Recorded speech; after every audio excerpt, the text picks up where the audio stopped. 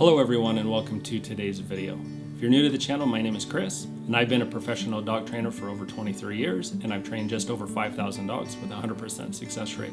And this video is just one in a series where I list the breeds that I believe through my experience and knowledge that are going to be best for different types of lifestyles. So if you're interested in watching those, make sure to hit that subscribe button so you don't miss the other ones. Now in today's video, it's all going to be about hunting. Hunting is something I have a whole lot of experience with.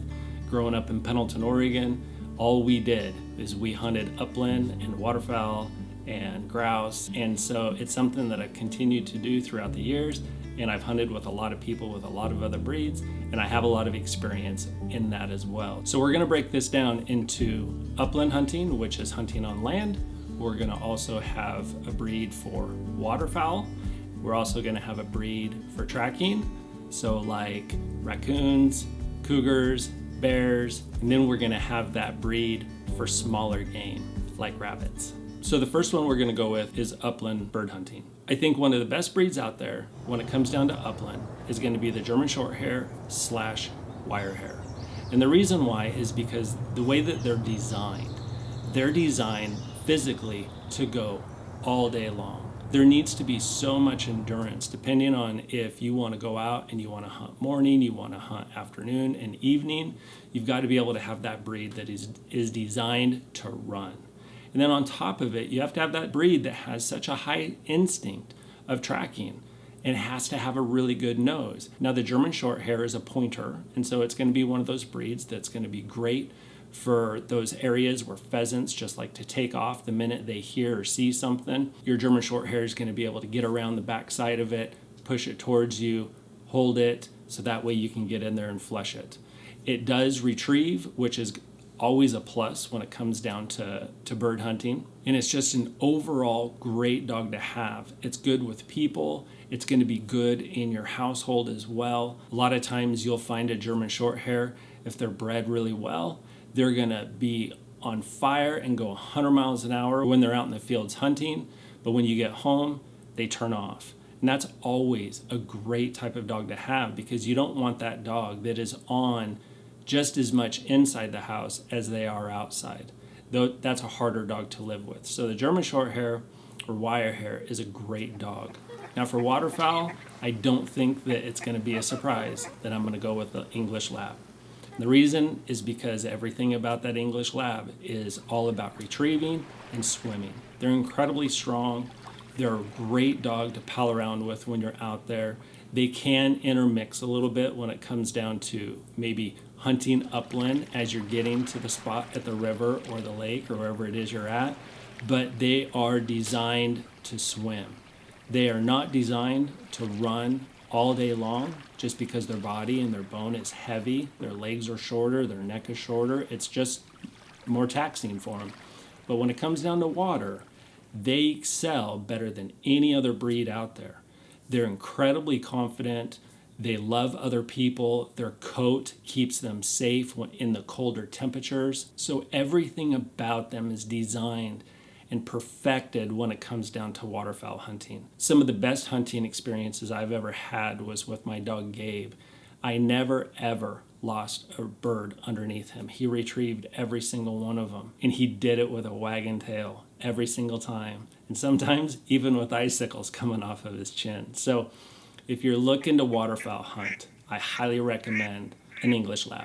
Now, if you're somebody who likes to track, whether it be treeing raccoons, cougars, bears, I think there's really only one breed to look at, and I am going to give an honorable mention, but the breed that I would go with would be a Walker Coonhound. They've been doing this for as long as the dog basically has been around. They're vocal, you can let them go, put a tracker on them, try to keep up with them. They're a lot of fun. But a Walker Coonhound is going to be a great dog, both inside the home as well as out in the mountains. They're built and designed for running, and their baying is so loud, that vocal, that woo, woo, woo, it's just, you can't hardly lose them in the mountains, depending on where you're at. And they're incredibly hardy, and they'll run all day long for you. So if you're looking for a great tracking dog, I would go with a Walker Coonhound. Now, I said that I was going to give an honorable mention, and that is because of the Plot Hound. The Plot Hound I personally own. It's an incredible breed.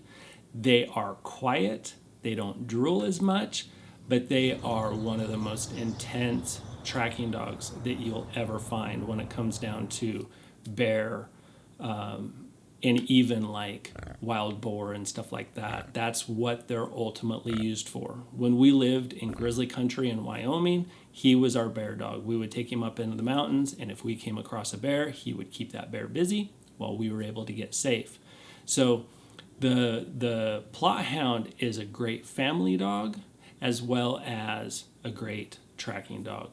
It's just a little bit more intense than the Walker Coonhound, which is why the Walker Coonhound beats out the Plot Hound by just a little bit.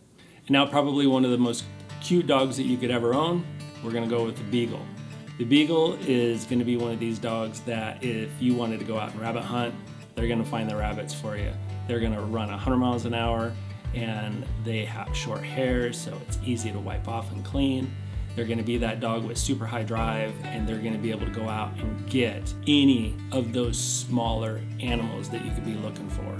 So the only caveat to a Beagle is they're noisy. They bay a lot, but their cuteness, I think, may override that.